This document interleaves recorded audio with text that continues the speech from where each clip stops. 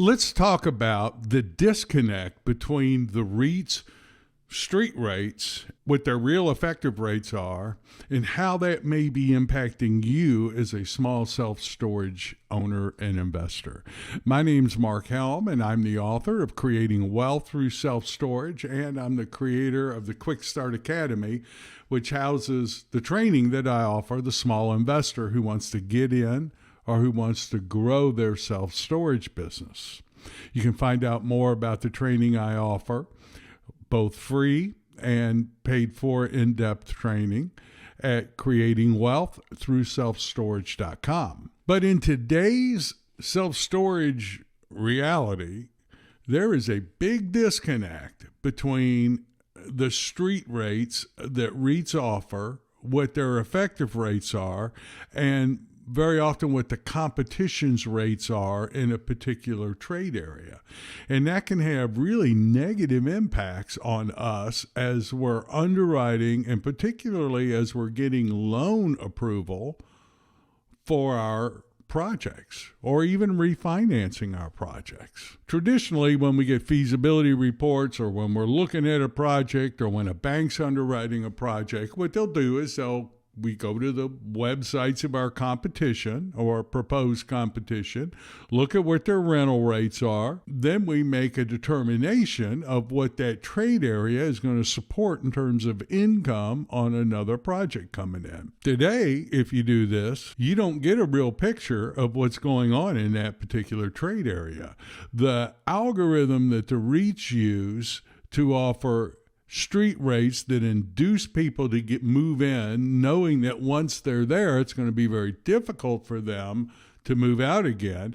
And they'll offer rates in a way to get folks in. And then within 6 months to a year, they're on the low end getting a 30% price hike. And I've seen it over 100% in less than 12 months. Now, this, besides not really being fair to a consumer, although consumer beware, it does have some real impacts on us.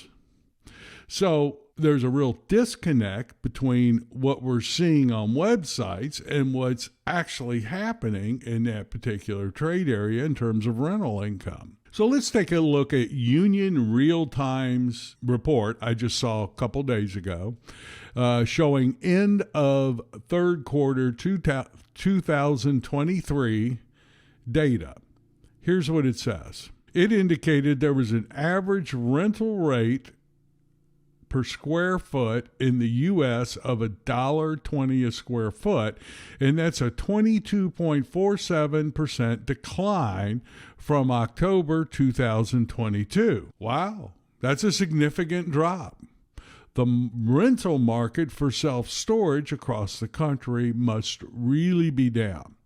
Now, what's interesting is most of these companies like Yardi, Union Real-Time, they get their data from scraping websites. And who are the easiest websites to scrape? You got it, the REITs. Now, also, I looked at the earnings call for CubeSmart. CubeSmart's one of the REITs out there. And for that same time period, let's see what CubeSmart said. CubeSmart CFO Tim Martin disclosed that while effective rates to new customers, i.e. street rates, dropped 18%, in-store revenue actually rose by 2.3% in the third quarter of 2023. And for the calendar year to date, that's a 4.5% year to date overall revenue increase. The disconnect between REIT street rates and what their actual effective rental rates are. Now, this does create some challenges for us. It creates challenges in underwriting. It creates challenges in getting bank approval. So what are we to do? Well, I'll just share with you my ideas, some things I've done. Not that I've got everything figured out, but I'm also interested in what you may have done. But the main disconnect is a education between the consumer, our vendors, and what the reality of the market really is. To counter this, education becomes important. And unfortunately, as a small investor navigating in this environment today, that falls on us. So I've done it, one, through marketing. We can employ marketing strategies that actually educate consumers on what's going on. In some trade areas, 5 years ago, even when this was going on during lease up, I would target people in Facebook back then who had actually visited particular REIT websites, and I targeted specific ads for people in a certain location saying that, are you tired of your price increases?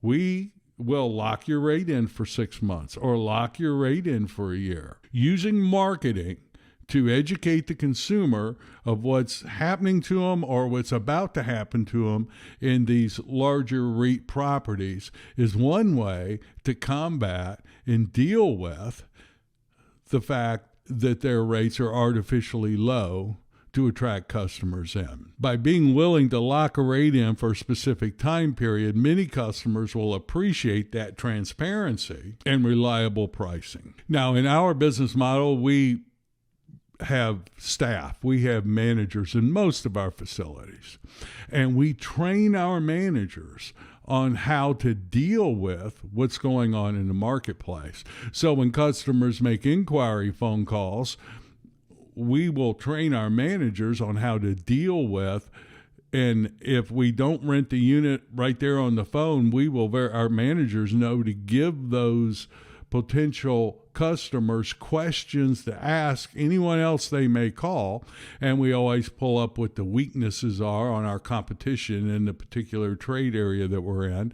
And with REITs, the big weakness is their rental rates going to be double pretty soon, or at least go up significantly. And we arm the potential customer with that information, so as they're doing their inquiry calls, they know and can talk about it and address it. And as small investors, we also need to be proactive with our lenders. We need to explain and have data backing up what's going on in a particular trade area. And like I said, usually the easiest data to get is REIT data. So show the lenders that if they're underwriting using rental rates that are off REIT websites, odds are that is not accurate data. Let me show you what I'm talking about. Unfold the data to them.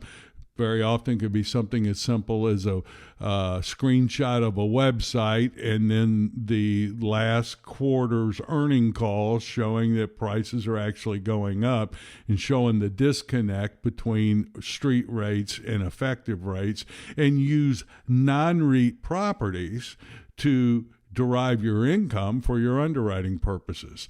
Not all banks are willing to listen, but some banks actually have listened and used non-REIT properties to get the income on their underwriting. So as small investors, it's important that we acknowledge, understand, and develop strategies to deal with this disconnect between street rates and effective rates in certain trade areas where there's a lot of REIT activity, where there's a lot of REITs in place.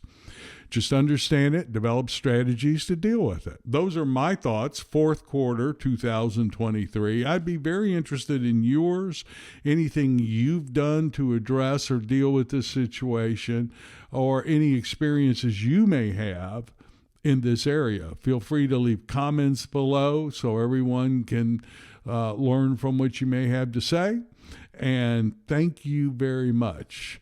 Let's move into 2024 as small operators, being on top of the environment that we're in, and let's make this a fantastic industry for us as small operators and for our customers and stakeholders as well.